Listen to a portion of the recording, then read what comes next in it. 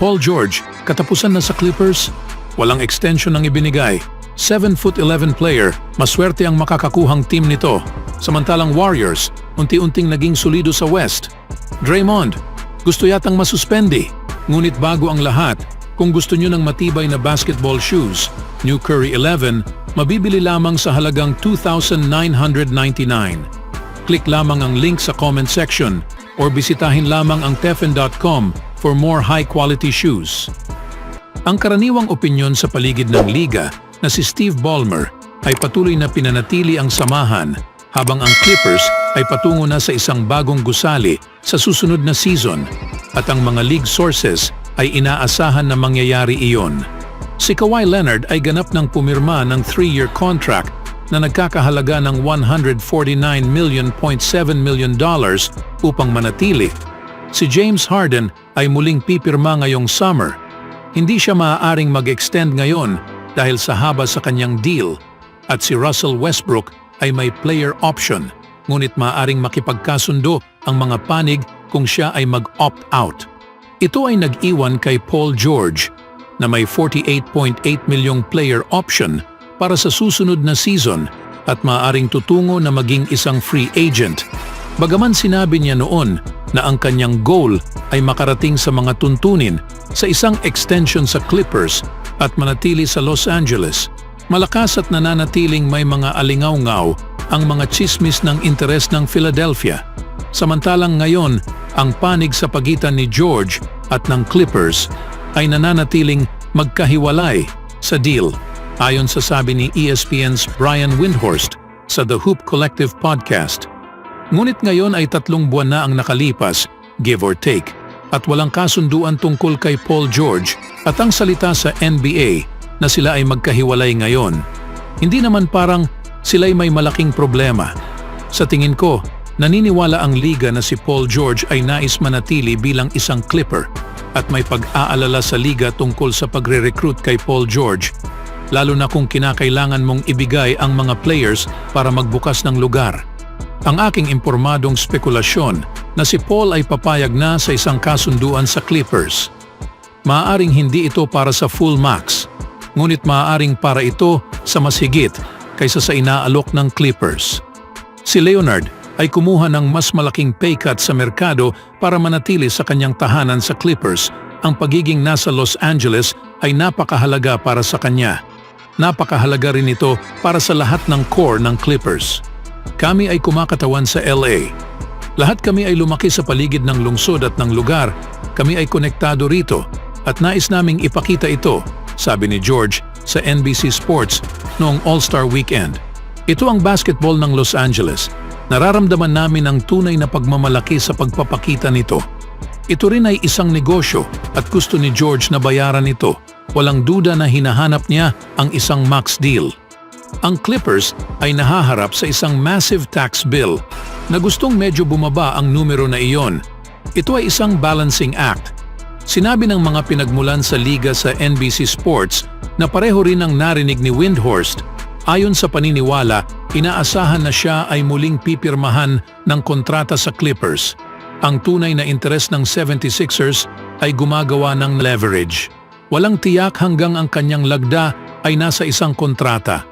Ngunit gusto ni George ang paglalaro kasama ang grupo na ito at nakikita ang potensyal na makamit ang kampyonato. Ang 4 sa amin ay nasa parehong lugar sa aming karera.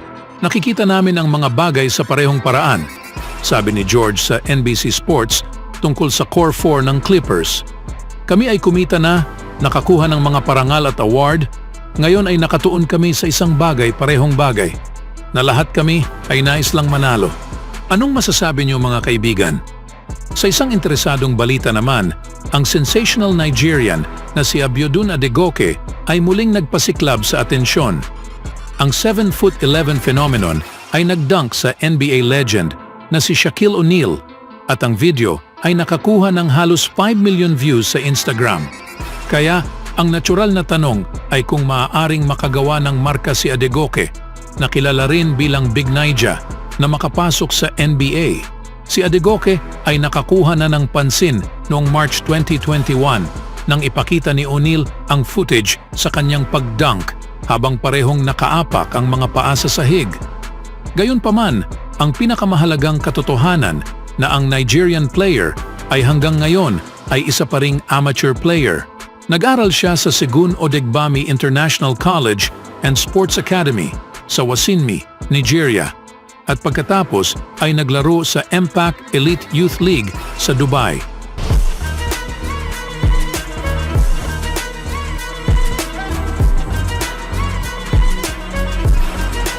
Bukod dito, may mga conflict na ulat tungkol sa edad ni Adegoke. Ang mga issue na ito sa ulat ay nagpapahiwatig na maaaring nasa pagitan na siya sa 18 at 23-year-old si Adegoke.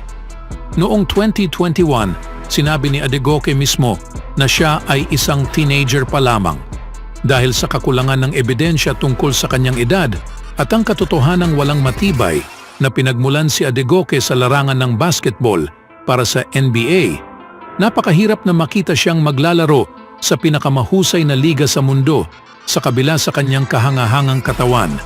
Ang kanyang matangkad na presensya ang nagpasiklab sa kanya bilang isang viral na phenomenon at ang kanyang Instagram followers ay umabot na sa 127K. Ako ay magpapatuloy na magtrabaho. Wala sa kanila ang nakakaalam ng aking kwento.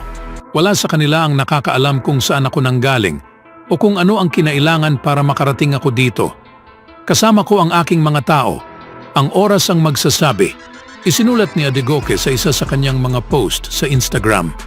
Gayunpaman, kung sakali mang maglaro si Adegoke sa profesional, siya ay magiging ang pinakamataas na professional player sa basketball history. Si Gheorghe Muresan at Manute Bol ang kasalukuyang may hawak sa record para sa tallest na mga players sa NBA na may taas na 7'7". Sa ibang balita naman mga kaibigan, panalo ang Warriors kontra Hornets sa score na 115-97 sa pangunguna sa scoring ni Stephen Curry na may 23 points. Tumulong rin si Andrew Wiggins na may 20 points, 8 rebounds at 8 assists. Trayce Jackson-Davis na may 18 points at 8 rebounds. At Draymond Green na siyang uminit ulit ang ulo sa laro. And really tangled up together. My goodness. And a foul. This coming.